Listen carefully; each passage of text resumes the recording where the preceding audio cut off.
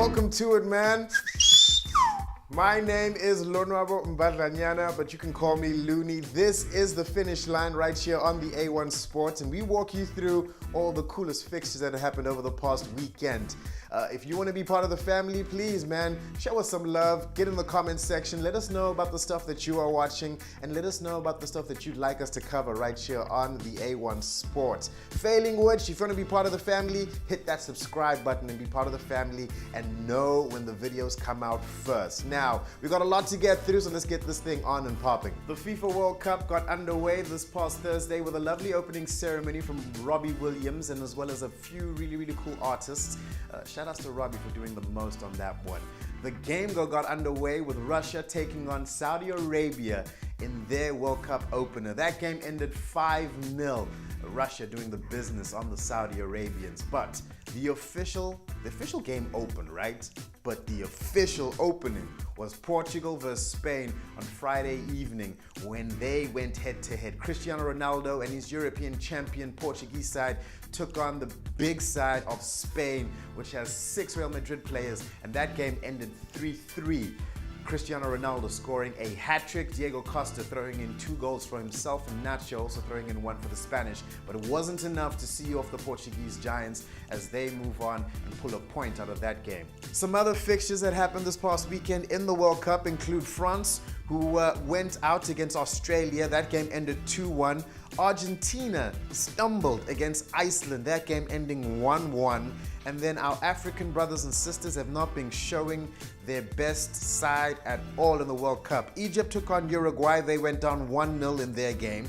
Morocco went down to Iran 1-0 in their game, and Croatia was too much for the Super Eagles of Nigeria. They went down 2-0 in their match. On Sunday, the action continues as the world champion German side took on Mexico. They went down 1-0 to the Mexicans. The Brazilians logging a false start against the Swiss, that game ending 1-1. With the first batch of fixtures done and dusted in the World Cup thus far, I'm a little worried about our African nations, guys. Our African brothers and sisters have not been playing their position and getting these W's. All the African countries that have played thus far have logged L's, man. Egypt, Morocco, and Nigeria. Now the question becomes, who do you think will get the first win for an African country? Let us know in the comment section below. All smiles in the Bok camp as they took an unassailable 2-0 lead in their 3-test series against England this past weekend. They played out in Bloemfontein. They went down 12-0 early in the game, about 13 minutes in, but they came back later to win it 23-12, so a big shout out to them. Coach Rassie Erasmus has made it clear though that he will be running through the changes as he tries to test out his combinations and figure out his squad going into the major tournaments that they could be facing over the next coming months. You've got inbound tours, outbound tours, World Cups, and he's going to take the opportunity to see who can play where, do what, and also get an idea of the squad that he will be taking forward with him in the future. So with that in mind, we've seen the 15 that has run out twice now against England. If you were the coach, if you were in Coach Rassie Erasmus's footsteps and had the pen to decide who goes in where and does what, let us know in the comment section who your starting 15 would be and which changes you'd put in. Would Sia still be captain? Would the backs still be there? Because a lot of them had some sketchy games. I'm not saying any names, but okay.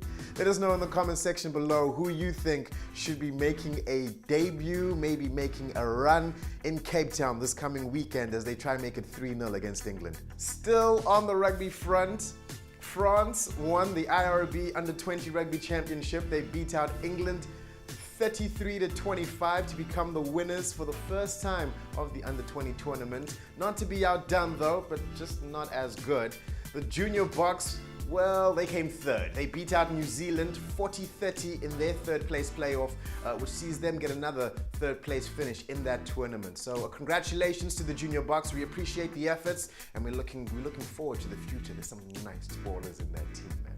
Now, with that in mind, looking at the Junior Boks and the young Springboks that could be making their way into the Springboks side in the future, who do you think from the Junior Boks deserves an opportunity to play in the Springboks side? Let us know in the comment section below who you think should be in that side from the Under-20 side. Maybe some young stars over there that could be taking over the Springbok jersey.